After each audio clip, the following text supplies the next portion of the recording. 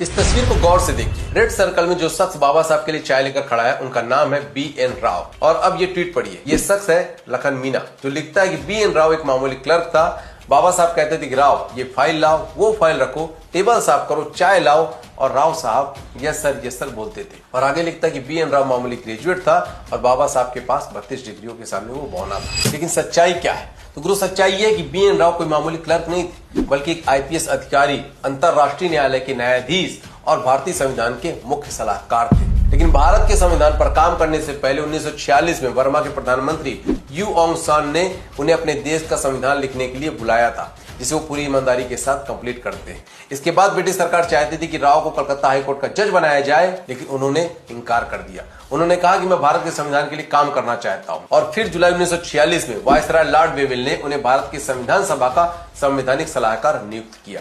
और जानते हो, उन्होंने इस पद के लिए सैलरी तक लेने से मना कर दिया था। आज हमारे संविधान में 448 अनुच्छेद है, लेकिन जब संविधान बना था उस वक्त 395 अनुच्छेद बने थे, जिनमें से 243 अनुच्छेद बेनेगल रणसिंह राव यानी कि BN राव जी ने तैयार किए थे। और दिमाग से पैदल जो लोग ये दिखाकर कि संविधान की ड्राफ्टिंग कमेटी में उनका नाम ही नहीं था, तो उन्होंने संविधान कैसे लिखा? तो सुनिए।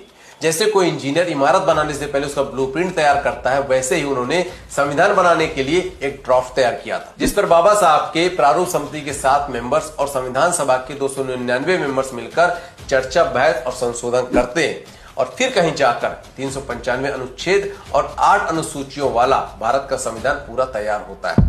आसान भाषा में कहे तो BN राव संविधान रूपी इमारत के वो नींव, पिलर और दीवार थे जिस पर BR अम्बेडकर जी ने छत रखकर उसे पूरा किया था।